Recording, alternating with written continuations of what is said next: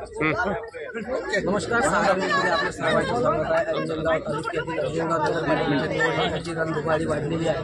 आज प्रभाग क्रमांक 2 या नगरसेवकांचा प्रचाराचा नारळ भारतीय जनता पार्टीच्या प्रचाराचा नारळ दिलेला आहे. आपल्यासोबत अनेक दिल्ली उभे आहेत आणि दिशा मतदारसंघातील आमदार आपल्यासोबत राज्यमंत्री कुटे साहेब दिलेले आहेत. आपण त्यांच्याशी संवाद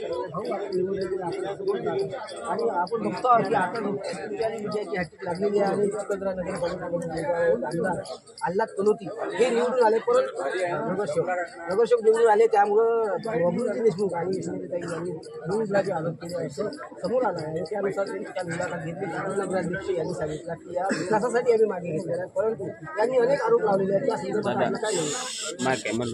चिखलदरा नगर परिषदेमध्ये मुख्यमंत्री साहेब आणि महाराष्ट्र गव्हर्नमेंटचं एक पर्यटन स्थळ म्हणून विकसित करायचं आहे आणि ते व्हिजन आहे.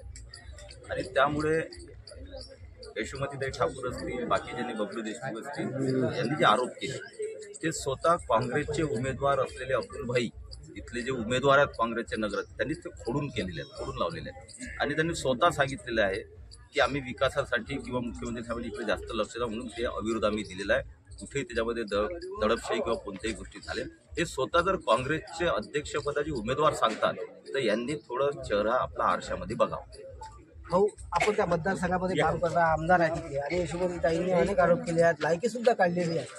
परंतु त्या पाठीमागचं सत्य काल आपण सहारा समाजाच्या माध्यमातून दाखवलेलं आहे. त्या संदर्भात आपण काय सांगणार? अनेक त्यांनी त्यांच्यावर नामांकन वापस घेतले म्हणून त्यासाठी त्यांनी अनेक नगरसेवक काँग्रेसचे एक दिवस त्यांनी गुप्त ठिकाण ठेवले होते.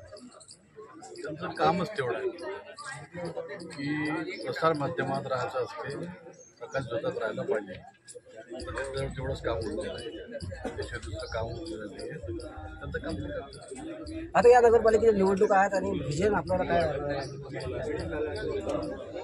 भारतीय जनता पार्टीच्या सर्व 12च्या 12ही नगराध्यक्ष आणि नगरपालिका निवडून आणणं भारतीय जनता पार्टीचे सर्व आमदार, नेते मंडळी,